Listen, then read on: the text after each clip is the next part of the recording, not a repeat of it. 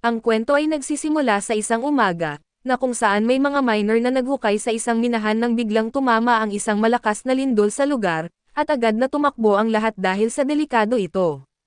Subalit hindi tulad ng iba, isang babae ang tumakbo papunta sa kabaligtarang direksyon at ang mga tao ay tumakas mula sa mga lugar na may pagguho at mga debris, sa kanila ay may isang lalaki na naipit sa pagitan ng mga troso ng kahoy.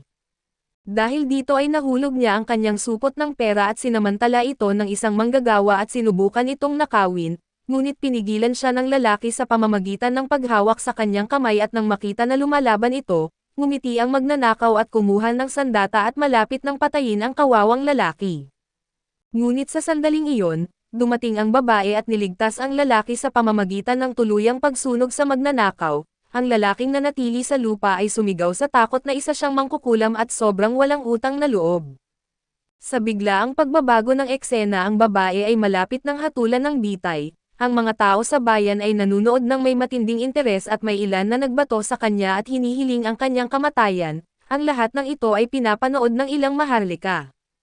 Isa sa kanila ang nagtanong tungkol sa prinsipe, dahil siya ang dapat magbigay ng hatol ngunit ang sundalo na nagngangalang Carter na naglilingkod sa prinsipe ay hindi ito pinansin.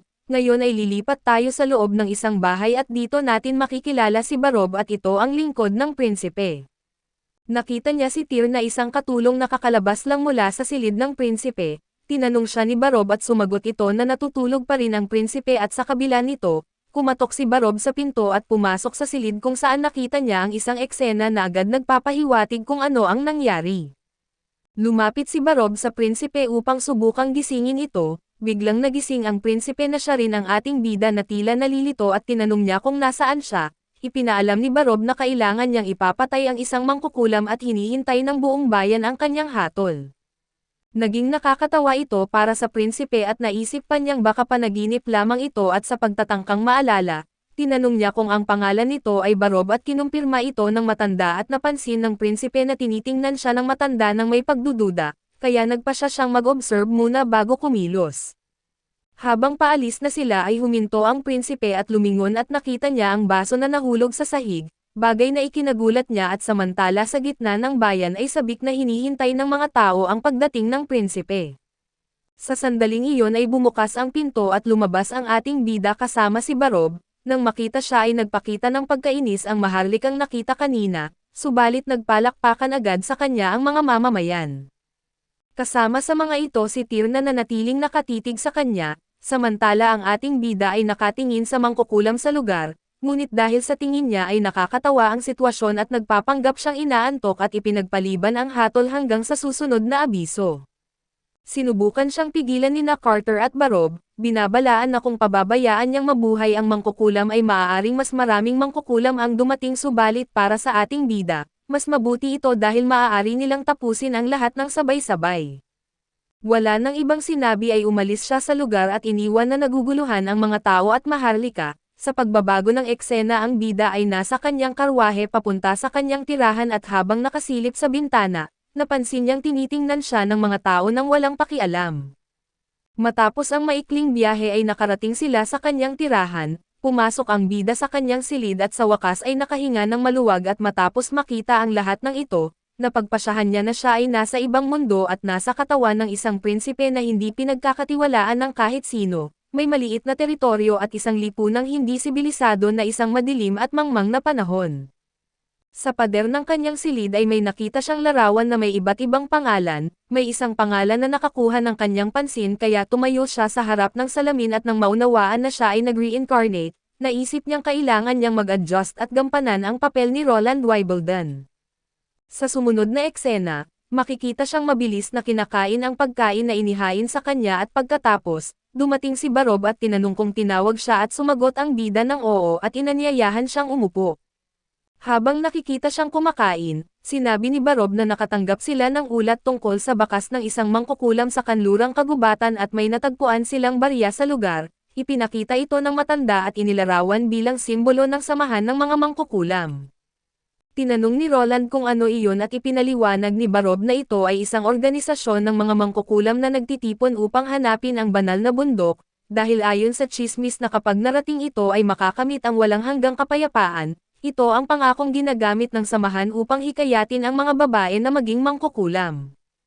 Dagdag pa niya, tinanong niya kung naaalala nito ang pagkawala ng mga bagong silang na sanggol at dahil pinaniniwalaang sila ang may kagagawan nito at tinanong ni Roland kung nag-aalala ba siya na darating ang iba upang iligtas ang mangkukulam, kinumpirma ito ni Barob dahil sigurado siyang hindi nila pababayaan ang isa nilang kasama. Nakorap na ng kapangyarihang demonyo dahil interesado ang bida sa lahat ng ito, tinanong niya kung anong klase ng kapangyarihan ang tinutukoy at kung paano nila siya nahuli. Ikinwento ni Barob ang nangyari ilang araw na ang nakalipas sa pagguho ng isang minahan sa Hilaga. Muling nagtanong si Roland kung anong uri ng mahika ang ginamit. Ibinunyag ni Barob na naglabas ito ng masasamang apoy mula sa kanyang mga kamay at sinunog ang isang tao hanggang sa ito ay maging abo. Dahil dito ay naniniwala siya na dapat na silang magtanggal sa kanya sa lalong madaling panahon, hindi pinansin ng ating bida ang suhestyon na ito at hiniling na dalhin siya sa mangkukulam. Sinubukan siyang pigilan ni Barob subalit nagpalit ng usapan si Roland at tinanong kung bakit bitay ang napiling parusa sa mangkukulam at hindi pagsunog sa apoy. Inakala ni Barob na dahil hindi natatakot sa apoy ang mangkukulam at sa susunod na eksena, makikita si Roland na bumababa papunta sa kulungan kung saan naruroon ang mangkukulam. Sinubukan siyang pigilan ni Carter at ibabalik sa tamang isip ngunit hindi pinansin ng bida ang kanyang babala at hiniling na ihatid siya sa mangkukulam. Matapos ang maikling lakad ay nakarating sila sa selda ng mangkukulam at binuksan ng isang gwardya ang pinto at pumasok ang bida. Nagpwesto si Carter sa harap para protektahan siya subalit halata ang kanyang takot. Sa sandaling iyon ay itinaas ng mangkukulam ang kanyang ulo at tumayo, agad na hinugot ni Carter ang kanyang espada at handang umatake subalit pinakalma siya ng bida. Lumapit siya sa mangkukulam at tinanong ang kanyang pangalan. Matapos munang ipakilala ang sarili bilang pinuno ng hangganang bayan, parang isang tunay na ginoo ang ating bida at ibinunyag ng mangkukulam ang kanyang pangalan na si Ana, tinanong ni Roland kung ano ang nangyari noong araw na iyon sa minahan at ikinwento ni Ana na ang kanyang ama ay isang miner na nagtatrabaho roon nang mangyari ang pagguho. Naipit ito sa isang bato na dumagan sa kanyang binti at may isa pang miner na sinubukan na nakawin ang kanyang ipon sa buong buhay. Lumaban ang kanyang ama ng buong lakas upang pigilan ito at nang makita niya na itinaas ng miner ang kanyang armas para patayin siya, wala siyang nagawa kundi patayin na din ito. Matapos marinig ang kanyang kwento ay tinanong ni Roland kung paano siya naaresto. Nanginginig na sumagot ang mangkukulam na siya ay na-frame at tinanong ni Roland kung sino ang may gawa nito kaso hindi siya sumagot. Lumapit si Barob sa bida at ibinunyag na ang nagparatang sa kanya ay ang sarili niyang ama at nagulat si Roland. Pero sinabi ni Barob na malamang ginawa iyon para sa gantimpala dahil ang sinumang makakatuklas at magsusumbong ng isang mangkukulam ay makakatanggap ng 25 ginto, isang halaga na para sa isang taong may bali ang binti at parang kasiguruhan ng buhay. Iniwan muna ito at tinanong ni Roland kung ang isa pang miner ay isang adult, dahil gusto niyang malaman kung paano niya ito napatay at inamin ni Ana na ginawa niya iyon gamit ang kapangyarihang tinatawag nilang Black Spell at nang marinig ito ay nag-alerto ang mga gwardya at si Carter. Ngunit nanatiling kalmado si Roland at hiniling na ipakita iyon sa kanya, kinuwestiyon ni na Carter at Barob ang desisyong ito at pinaalalahanan siya na ang bato ng banal na parusa ang pumipigil sa mangkukulam, at kung ito ay pakakawalan ay maaaring hindi maganda ang magiging resulta. Maging ang mangkukulam ay nagsabi na ang kanyang sariling kuryosidad ay maaaring magdala sa kanya sa kamatayan, hindi ito pinansin ni Roland at binanggit na kung siya ay isang masamang demonyo, hindi siya ang dapat patayin kundi ang kanyang ama at umiling si Ana at nagsimulang umiyak. Nainip si Roland sa paghihintay kaya lumapit siya at muling hiniling na ipakita ang kanyang kapangyarihan at sa ganitong paraan, malalaman niya kung karapat-dapat ba itong kaaawaan o isa lamang masamang demonyo na marunong magpanggap. Pagkasabi nito, inilapit niya ang kanyang kamay sa kwintas na suot nito at sinubukan siyang pigilan ni Carter kaso sa kanilang pag-agawan, naputol ang kwintas at pinakawalan ng mangkukulam ang kanyang buong kapangyarihan. Agad na hinawakan ni Carter si Roland upang ilayo siya sa panganib, subalit tumanggi siyang gumalaw at itinuro ang apoy at kung paano ito hindi kumakalat at nang makita ito, naunawaan niyang kontrolado niya ito ng maingat upang hindi sila masaktan. Ilang segundo silang nakatingin habang natutunaw ang bakal sa tindi ng apoy at hindi inalis ni Roland ang kanyang tingin sa babae, at nang tuluyang mawala ang apoy ay tinanong siya ni Ana kung papatayin ba siya ngayong nasiyahan na ang kanyang kuryosidad. Hindi agad nagsalita si Roland at lumapit siya at tinatakpan ito ng kanyang kapa, saka sinabing hindi sa halip ay gusto niya itong kunin bilang tauhan at tama, pumasok siyang bilanggo at lumabas na may trabaho at ang galing ng pamumuno. Ngayon ay lilipat tayo sa susunod na eksena kung saan makikita si Roland sa kanyang silid na nagsusulat sa papel ng lahat ng alam niya tungkol sa mga batas ng thermodynamics. Matapos ang maikling pagsusuri at napagpasyahan niya na ang kapangyarihan ni Ana ay perpekto para sa kanyang plano, sa sandaling iyon ay kumatok si Barob sa pinto. Pinapasok ni Roland si Barob at tinanong tungkol sa ipinagawa niya. Kinumpirma ni Barob na naisagawa na niya ang pag-aayos sa hatol ng mangkukulam kaya't walang nakapansin ng kahit ano at dahil dito, nasiyahan si Roland at inutusan siyang gumawa ng ulat na naglalaman ng buod ng lahat ng nangyari sa nakaraang dekada sa bayan ng Hangganan. Kabilang ang kalakalan, buwis at mga gastusin at pati na rin ang mga pagawaan sa lungsod tulad ng panday, tela at ceramic at nagulat si Barob sa narinig at tinanong pa niya kung bakit gusto niyang malaman ang lahat ng iyon. Plano na ba niyang seryosohin ang laban para sa trono? Medyo nalito si Roland sa tanong kaya't lumapit siya sa mapa na nakasabit sa pader, doon niya nakita kung paano pinamumunuan ng bawat kapatid niya ang iba't ibang bahagi ng kaharian at si Goren ang may kontrol sa kuta militar, si Garcia sa daungan ng kalakalan at si Tiff Eco naman sa sentrong pang-ekonomiya at si T naman ang sa sentrong pangkultura, at siya naman ang namamahala sa bayan ng Hangganan. Matapos makita ang sitwasyon ay tinanong niya si Barob kung gaano kalaki ang tsansa niyang manalo. Nalungkot na sumagot ang matanda na mas malakas ang mga nasasakupan ng ibang prinsipe kaya't mahirap para sa kanya na magtagumpay at dagdag pa rito, dahil sa naging performance niya at reputasyon sa mga maharlika ay duda siyang may pag-asa pa siya.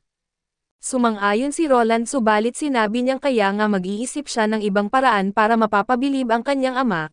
Bago magpatuloy ay tinanong niya kung sino ang tunay na namumuno sa bansa at sumagot si Barob na ang pamilyang maharlika ng Grey Castle ang namamahala, ngunit itinanggi ito ni Roland. Ayon sa kanya ay palabas lamang iyon dahil ang tunay na kapangyarihan ay nasa banal na lungsod ng Hermes at sa madaling salita ito ang simbahan, dahil dito ay nais niyang bumuo ng kaharian na hindi kontrolado ng simbahan, sa ganitong paraan ang trono ay magiging kanya lamang. Tinanong pa niya si Barob kung hindi ba siya nababahala sa sobrang pakikialam ng simbahan. Inamin ni Barob na tama siya subalit malalim na ang impluwensya ng simbahan at suportado ito ng mga tao. Ipinaliwanag ni Roland na sinusuportahan lamang ito ng mga tao dahil sa mga kasinungalingan nito. Kaya balak niyang patunayan na mali ang mga ito at ang unang kasinungalingan ay ang paniniwala na ang mga mangkukulam ay masasama. Nagulat si Barob at tinanong kung iyon ba ang dahilan kung bakit niya niligtas ang mangkukulam. Kinumpirma ito ni Roland at nangako na kung mananalo siya sa laban para sa trono, hindi na magiging simpleng lingkod si Barob kundi magiging kanang kamay niya pero para mangyari iyon, kailangan niyang huwag questionin ang kanyang mga desisyon. Matapos ang pag-uusap na ito ay umalis si Barob sa silid at sa pasilyo ay nakasalubong niya si Carter. Tinanong siya nito kung ano ang pinag-usapan nila kaso iniwasan ni Barob ang sagot at binanggit na lamang na parang nagbago ang prinsipe. Ngayon ay lilipat tayo sa mangkukulam at nakaupo siya sa hardin at mukhang malalim ang iniisip. Ipinakita na matapos niyang ipakita ang kanyang kapangyarihan at pumunta si Barob sa kanyang silid upang ipaliwanag ng detalyado ang kanyang kontrata sa trabaho, kahit hindi pa niya alam kung ano ang gagawin niya. Sa sandaling iyon ay dumating si Roland at lumapit ang bida at binati siya. Nalilito pa rin si Ana at tinanong kung bakit niya ginagawa ang lahat ng ito para sa kanya. Ngumiti lang si Roland at inanyayahan siyang maglakad at habang naglalakad sila, tinanong ni Ana kung bakit niya siya niligtas kahit pumatay siya ng isang tao. Ipinapaalala ni Roland na ginawa niya iyon para iligtas ang kanyang ama na isang bagay na gagawin din ng kahit sino. Gayunpaman ay nagtanong si Ana kung tama bang patawarin siya dahil isa siyang mangkukulam, bilang sagot ay pumita si Roland ng isang bulaklak at ibinigay ito kay Ana. Nang hawak na ito ni Ana ay binanggit ni Roland na ito ay lason. Agad na nahulog ni Ana ang bulaklak sa takot pero ipinahayag ni Roland na nagsisinungaling siya, gayunpaman sapat na ang mga salitang iyon para makaramdam siya ng takot. Dahil dito ay tinanong ni Ana kung ganoon din ba ang nangyayari sa mga mangkukulam, kinumpirma ito ni Roland at ipinaliwanag rin na ang kanilang kapangyarihan ay bahagi lamang ng kalikasan kaya't hindi ito masama. Nagsimulang umiyak si Ana at ipinahayag na hindi niya maintindihan ang lawak ng kanyang kapangyarihang maaaring makasakit sa sino mang malapit sa kanya. Dahil dito ay iniisip niyang mas mabuti pang patayin na lamang siya, Nainip si Roland at iginiit na kung gusto niyang mamatay ay malaya siya subalit wala itong maaayos at mananatili pa rin ang maling paniniwala ng mga tao tungkol sa mga mangkukulam. Kaso may isa pa siyang pagpipilian at ang landas kung saan naniniwala siya sa isang mundo kung saan ang mga mangkukulam ay maaaring mamuhay ng payapa ng walang takot. Matapos sabihin ito ay tinanong niya kung gusto ba niyang bumalik sa dati niyang buhay. Sa pagitan ng kanyang pag-iyak ay sumagot si Anna na gusto niyang magkaroon ng normal na buhay kung saan nagtuturo siya sa mga bata kung paano magbasa at magsulat, tulad ng ginawa ng kanyang guro na si Carl at binanggit ni Roland na posible iyon kung sasama siya sa kanya at magtulungan sila. Sa huli ay pumayag si Anna at pagkatapos nito ay tinanong niya kung ano ang dapat niyang gawin. Kinahapunan ay dinala siya ni Roland sa isang pabrika upang magsanay at matutong kontrolin ang kanyang kapangyarihan. Sa mga sumunod na araw ay masigasig na ginawa ni Anna ang kanyang gawain. Samantala ay nanatili si Roland sa kanyang silid at nagbabasa at sinusuri ang mga ulat. Doon sa isang gabi si Tyr ang katulong na nakita sa simula ay nagpadala ng sulat gamit ang isang kalapati na mensahero at kinabukasan, nakipagkita si Roland kay Barob at iginiit na nasuri na niya ang mga tala ng nasasakupan at natuklasan niya na ang bayan ng hangganan ay kilala lamang sa pagmimina. Subalit may napansin siyang kakaiba na halos wala silang kita at lahat ng kalakalan ay ginagawa lamang sa bayan ng Sos. Nalito siya at tinanong kung saan nanggagaling ang pagkain at ibinunyag ni Barob na hanggang noong nakaraang taon, ang lahat ng mineral na ginagawa sa bayan ng hangganan ay ipinagpapalit ng butil sa kuta sa Largo. Tinanong ni Roland kung bakit ganito ang sistema at ipinaliwanag ni Barob na para sa Largo, pag-aari nila ang bayan ng hangganan kaya't ipinapakain lang nila ang mga manggagawa ng sapat upang patuloy silang magtrabaho. Sobra ang pag-take advantage kaso kahit bago pa dumating si Baron Boris, ang dating pinuno ay palaging sumusunod sa utos ng kuta at ibinibigay ang lahat ng mineral kapalit ng kaunting pagkain. Naging nakakatawa ito para kay Roland dahil kahit para sa sariling pakinabang ay dapat sana ay nakipagkalakalan sila ng maayos. Dagdag pa ni Barob na si Boris at ilang kabalyero ay may mga ari-arian sa Largo, dahil dito ay hindi nila pinapahalagahan ang pag-unlad ng bayan ng hangganan at basta na lamang ibinibigay ang mineral kapalit ng rasyon ng pagkain, at syempre ay tumatanggap sila ng bahagi sa kita. Talagang mga walang konsensya ang mga ito at alam ni Roland na hindi na ito pwedeng magpatuloy kaya't iniutos niya na itigil ang ganitong sistema ng palitan. Tinanong siya kung saan sila kukuha ng pagkain at sumagot si Roland na magsisimula sila ng tunay na kalakalan, ibebenta nila ang lahat ng mineral sa bayan ng Sos at bibili ng butil mula roon. Dahil dito ay nagtanong si Barob kung paano kung ayaw silang bilhan. Sumagot si Roland na ibebenta nila ito sa kalahati ng presyo sa merkado at sa ganitong paraan ay makakakuha sila ng panimulang kapital at unti-unting makokontrol ang merkado. Tungkol dito ay tinanong ni Barob kung ano ang gagawin nila kapag mababa ang presyo. Iminungkahi ni Roland na ibenta ito sa iba pang lugar at total ay nasa pinagmumulan sila ng pulang ilog at isang ilog na dumadaan sa buong bansa, kaya kapag nakabuo sila ng sapat na sasakyang pandagat ay mapapalawak nila ang kalakalan sa buong bansa. Ang pulang ilog ang magiging ruta nila tulad ng Silk Road at inamin ni Barob na maganda ang plano, ngunit iniisip niya na maaaring isipin ng kuta na ninanakawan sila at kung mangyari iyon ay baka hindi sila payagan na manatili roon sa taglamig. Tinanong ni Roland kung bakit kailangan nilang manatili roon sa taglamig at ipinapaalala ni Barob na ito ay dahil sa demonyong buwan. Bawat taon pagkatapos ng Snow Spring, nagbubukas ang pintuan ng impyerno sa Dragon Mountains at ang kapangyarihang demonyo ay kumokorap sa mga hayop sa Mist Forest, na nagiging mabangis at uhaw sa dugo ng mga halimaw na umaatake papunta sa silangan at winasak ang lahat sa kanilang daraanan. Subalit dahil ang bayan ng hangganan ay walang pader, wala silang ibang pagpipilian kundi magpalipas ng taglamig bilang mga refugee sa kuta ng Largo. Naunawaan ni Roland na kung hindi nila maaayos ang problemang ito hindi sila makakausad at lalong hindi makakalaban para sa trono. Agad niyang ipinatawag si Carter at sa silid ng hukuman, humarap sa kanya ang tatlong nakaligtas sa demonyong buwan at dalawa sa kanila ay mga pinuno ng patrol na responsable sa pagsindi ng mga signal fire, at ang isa ay isang mangangaso na nakipaglaban at nakapatay ng 2 halimaw. Sinimulan ni Roland sa pagtatanong tungkol sa proseso ng mga signal at natataranta ang unang lalaki sa pagsagot, kaya pinapagsalita niya ang pangalawa at ipinaliwanag nito na nagpapatrolya sila sa timog na bahagi ng Dragon Mountains at kapag may nakita silang bakas ng mga halimaw, nagsisindi sila ng signal fire. Pagkatapos ay sumasakay sila sa bangka at nagtutungo sa kuta. Nakuha nito ang atensyon ng bida at tinanong niya kung hindi ba sila inaatake ng mga halimaw habang nasa tubig. Sumagot ang sundalo na hindi at hindi pa niya kailanman nakita na tumawid ang mga ito. Dahil dito, tinanong ni Roland kung gaano katagal tumatagal ang bawat demonyong buwan at sumagot ang sundalo na karaniwan itong tumatagal ng 2 hanggang 3 buwan, ngunit ang pinakamatagal ay nangyari 2 taon na ang nakalipas at umabot ng 4 na buwan. Sa panahong iyon ay marami ang tao ang namatay dahil sa gutom at nagulat si Roland, dahil inaakala niyang ligtas sila sa Largo at ipinaliwanag ng sundalo na nagbibigay lamang ng pagkain ang kuta base sa dami ng mineral na kanilang naibibigay, at kahit magtipid sila sapat lamang ang pagkain para sa 3 buwan. Kaya noong huling buwan ang mga walang awa ay pinanood na lamang silang mamatay sa gutom, at totoong mga walang awa sila at nakinig si Roland ng mabuti sa lahat at pagkatapos, kinausap niya ang mangangaso at tinanong kung anong mga halimaw ang kanyang napatay. Sumagot ang mangangaso na parang isang baboy ramo at isang lobo ang mga ito. Ipinaliwanag din niya na ang mga halimaw ay mga hayop na nagkaroon ng mutation at depende kung gaano sila kabangis bago magbago dahil sa mas mahirap silang talunin.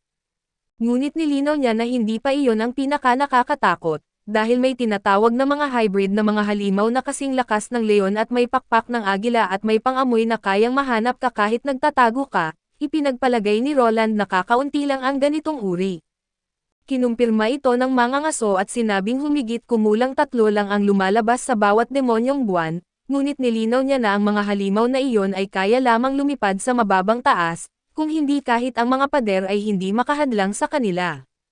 Matapos marinig ang lahat ng impormasyon ay tinanong ni Roland ang kanyang pangalan, ipinakilala ng mangangaso ang sarili bilang si Hasha at ang tindi ng pangalan at pinuri siya ni Roland sa kanyang tapang at bilang pasasalamat, inutusan niyang bigyan silang 3 ng tig-10 pilak na barya. Pagkaalis ng 3, hiniling ng bida kay Carter na samahan siya at dumating sila sa lugar kung saan sinisindihan ang signal. Sinuri ng bida ang paligid at tinanong si Carter kung gaano kalayo ang lugar na iyon mula sa ilog. Tinatayang nasa 2,000 talampakan ang sagot ni Carter. Pagkatapos nito ay tinanong niya kung bakit niya ini-inspeksyon ang lugar, plano ba niyang manatili sa bayan ng hangganan sa taglamig at kinumpirma ito ni Roland at nangakong ipagtatanggol niya ang bayan at tatalunan ang mga halimaw. Nagtaka si Carter kung paano iyon mangyayari. Doon inihayag ni Roland na plano niyang magtayo ng pinakamalaking pader na nakita ng sangkatauhan. Ngayon ay lilipat tayo kay Barob at makikita si Barob na nagtatrabaho sa opisina at hindi siya makapaniwala sa biglaang pagbabago ng bida, dahil kamakailan lamang ay isa itong lasenggo na walang ginawa kundi ipasa ang lahat ng trabaho sa kanya. Inamin pa niya na pinagsisihan niyang tanggapin ang tungkulin noon, ngunit ngayon ay iba na ang pakiramdam niya at mula nang iligtas nito ang mangkukulam, ipinakita nito ang isang matalino na strategy at pag-iisip at nagawa nitong iwasan ang kanyang delikadong sitwasyon habang diretsyong hinaharap ang kapangyarihan ng simbahan. Dahil dito ay naging interesado siya sa mangyayari at umaasang magtatagumpay ang plano ng bida na magtayo ng pader, kung hindi ay masasayang lang ang lahat ng kanilang ginawa at sa pag-iisip nito, nagtataka siya kung paano ito magiging posible. Ngayon naman ay lilipat tayo kay Carter at natanggap niya ang utos na bantayan ang progreso. Inutusan ni Roland na pumunta sila sa minahan sa hilagang bundok at kumuha ng apog na hahaluan nila ng maayos sa luwad, pagkatapos nito dadalhin ito sa lugar ng pagluluto kung saan si Ana ang bahala sa natitira. Makikita natin ang mangkukulam na ginagamit ang kanyang mahika ng kontrolado at matapos ang ilang oras, lumabas si Ana mula sa silid at pumasok si Roland upang suriin ito at nang makita niyang maayos ang resulta, inutusan niya si Carter na humanap ng tao na dudurog sa mineral at hahaluan ito ng plaster hanggang maging pulbos. Pagsapit ng hapon ay handa na ang halo at tinanong ni Carter kung ano ang gagawin nila, ngumiti lang si Roland at sinabi kay Ana na sa pagkakataong ito ay siya naman ang magpapakita ng mahika. Nalito si Ana at tinanong kung kaya rin ba niyang gumamit ng mahika at sumagot si Roland na oo. Pero ang kanya ay tinatawag na siyensya. Pagkasabi nito ay inutusan niya si Carter na haluan ng tubig ang pulbos at ibuhos ito sa pagitan ng mga bato upang punan ang mga siwang. Nagduda si Carter at tinanong kung talagang gagana ang plano at sinabi ni Roland na sundin na lang siya at makikita nila ang resulta kinabukasan. Kinabukasan ay bumalik sila sa lugar at inutusan ni Roland si Carter na subukan ang tibay nito. walang pag-alinlangan at hinahampas ni Carter ang mga bato gamit ang pala at natuklasan niyang napakatigas nito at nang makita ito ay namangha siya at sinabi kay Roland na gamit ito, kaya nilang magtayo ng pader na palibot sa buong bayan sa loob ng 5 taon at mapapalakas pa ang kastilyo. Bilang tugon ay sinabi ni Roland na marami pa siyang planong itayo, tulad ng mga bahay para sa lahat ng mamamayan at pagkatapos nito ay inutusan niya si Anna na gumawa ng isang batch araw-araw, at si Carter naman na tapusin ang pader sa loob ng 3 buwan. Bago umalis si Carter ay pinigilan niya si Roland upang tanungin kung ano ang pangalan ng kakaibang pulbos na iyon, sandaling nag-isip si Roland at nagdesisyong tawagin ito na semento na parang pamilyar ang pangalang iyon. Pagkalipas ng ilang araw, pumunta si Roland sa lugar kung saan itinatayo ang pader upang mag-inspeksyon subalit nagulat siya nang makita na halos walang progreso ang nagawa at ang kaunting bahagi na natapos ay mali ang pagkagawa. Inako ni Carter ang kasalanan ngunit ipinagtanggol siya ni Barob at sinabing kailangan ng isang bihasang arkitekto para sa ganitong trabaho. Dahil dito, inutusan ni Roland na humanap sila ng isang mahusay na panday sa lalong madaling panahon at sa susunod na eksena, isang lalaki ang naglalakad sa bayan habang inaalala ang mga panahong kasama niya si Anna at ang iba pang mga babae. Sa kanyang alaala ay naalala niya ang sandaling pumasok ang isa sa kanyang mga estudyante sa kanyang opisina na umiiyak, dahil nalaman nitong isa rin siyang mangkukulam na isang bagay na ikinagulat ng lalaki, bigla siyang natawag ng isang tao mula sa malayo at humingi ito ng tulong para basahin ang anunsyo na inilabas ng prinsipe. Lumapit ang lalaki at natuklasan na naghahanap sila ng mga manggagawa para sa paggawa ng pader, kabilang ang isang master mason at nang makita ito at agad siyang tumakbo palayo sa lugar, samantala ay ipinaalam kay Roland na nakahanap na sila ng isang master mason, ngunit nagulat siya nang marinig na ito pala ay ang guro sa lokal na paaralan.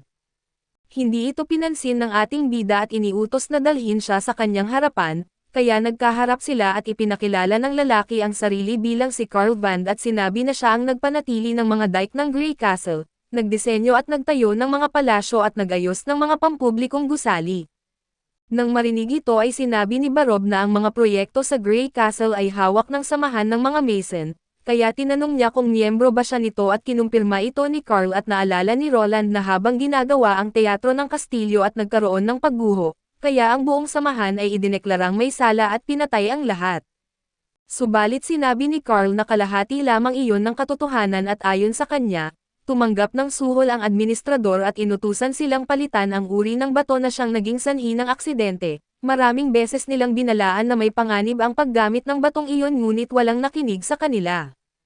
Pagkatapos ng aksidente ay ipinaliwanag nila ang sitwasyon sa investigador. Kaso nang tanungin ng administrador ay agad na ipinagtanggol nito ang sarili sa pagsasabing sinusubukan lamang niyang makatipid, tinanggap ng mga awtoridad ang paliwanag nito at itinuring siyang inosente, samantalang ang buong samahan ay pinatay. Nang malaman niya ang nangyayari ay agad na tumakas siya noong gabi at nagtago ng kanyang pagkakakilanlan, matapos marinig ang lahat ay tinanong ni Roland kung bakit siya nagpakita at sumagot si Carl na may dahilan siya, ngunit hindi pa niya ito maibubunyag sa ngayon. Pagkatapos nito ay tinanong ni Roland ang opinyon ni Barob at pinili ni Barob na patawarin siya dahil kailangan nila ng manggagawa, dahil dito ay pinapatawad siya ni Roland at tinanggap bilang administrador. Walang pag-aksaya ng oras at ipinakita ni Roland ang mapa at ang plano ng konstruksyon, dahil alam ni Carl na ang layunin ay gumawa ng pader laban sa mga halimaw, iminungkahi niya na bawasan ang taas at lapad nito at sa halip ay gumawa ng isang kanal na matatapos sa loob ng 1 buwan at kalahati. Gayunpaman ay nagduda siya na matatapos nila ang pader dahil sa kakulangan ng oras para gumawa ng mga hinulmang bato, dahil dito ay tinanong ni Roland kung matatapos ba ito kung may sapat na bato at sumagot si Carl na oo. Kaya ipinakita ni Roland ang kanyang imbensyon at dinala siya sa lugar kung saan niya ginawa ang eksperimento, namangha si Carl sa tigas nito at sinabi na sa ganitong paraan ay kaya nilang matapos ang pader sa loob ng 3 buwan. Wala nang ibang binanggit ay ipinagkatiwala ni Roland sa kanya ang natitirang gawain at hihingi sana ng sandali si Carl para pag-usapan ang kanyang personal na dahilan, kaso sa sandaling iyon ay dumating si Anna at nang makita ito ni Carl, nakaramdam siya ng matinding ginhawa at inamin na sa buong panahong iyon ay hindi siya tumigil sa pagkakaroon ng mga bangungot. Bilang pasasalamat sa ating bida ay napaluhod siya sa harap nito at pinapatayo siya ni Roland at nilinaw na para sa kanya, ang mga mangkukulam ay hindi ang anyo ng kasamaan kaya't wala siyang balak sumali sa panghuhuli ng mga mangkukulam. Dahil dito ay nagpa siya ang guro na sabihin ang totoo na may isa pang mangkukulam na lumitaw, ang kanyang estudyante na si Nanwa at nang marinig ito ay hindi maiwasan ng lahat ng naruroon na makaramdam ng takot. Alam ni Barob na kung nangyari ito sa ibang lugar, siguradong magkakaroon ng madugong panghuhuli ng mga mangkukulam, ngunit dahil ang prinsipe ang kaharap nila na interesado siyang makita kung ano ang gagawin nito at si Roland naman ay ngumiti lamang. Lumapit siya at hiniling na isama rin si Nanwa at nang mapansin niyang mali ang pagkakaintindi nila, nilinaw ni Roland ang sitwasyon at ipinaliwanag na iniligtas niya si Anna dahil kailangan niya ito, muling naintindihan ito ni Carl at nangakong balang araw ay magagamit din nila si Nanwa sa kanyang layunin. Nang marinig ito ay napangiti si Barob pero nilinaw ni Roland na si Anna ang gumagawa ng sementong nakita nila. Nagulat si Carl sa narinig kaya't inutusan ng bida na dalhin si Nanwa sa kanya at habang papalabas, nagbabala si Barob na hindi magiging madali ang pakikitungo kay Nanwa dahil anak siya ng isang baron. Nagpa siya si Roland na hayaan siyang samahan si Anna sa kanyang mga aralin, kinabukasan sa kusina ay makikita ang bata na mahiyain at napupuno ng pagdududa kaso nagbago ang lahat nang dumating si Anna, nilapitan niya si Nanwa at niyakap ito ng may pag-aaruga na nagbigay ng kumpiyansa sa bata. Habang kumakain ay tinanong ni Roland kung paano niya natuklasan ang kanyang kapangyarihan, ikinwento niya na habang sinusubukan niyang pagalingin ang isang sugatang ibon, isang kakaibang enerhiya ang biglang nagpagaling dito. Naintriga si Roland at inutusan na dalhan siya ng mga sugatang hayop upang subukan ang kanyang kakayahan, nagawa ni Nanwa na pagalingin ang mga ito na nagpapatunay na kaya niyang ayusin ang mga pisikal na pinsala, subalit hindi niya kayang ibalik ang nawawalang bahagi ng katawan o buhayin ang patay. Nagpa siya si Roland na kailangan pa niyang magsanay ng hindi nalalaman ng kanyang pamilya, habang unti-unting nauunawaan ni Carter ang interes ni Roland sa mga mangkukulam at sa harap ng banta ng demonyong buwan, iginiit ni Roland na malalampasan nila ito kahit alam niyang mas malalaking panganib pa ang haharapin nila.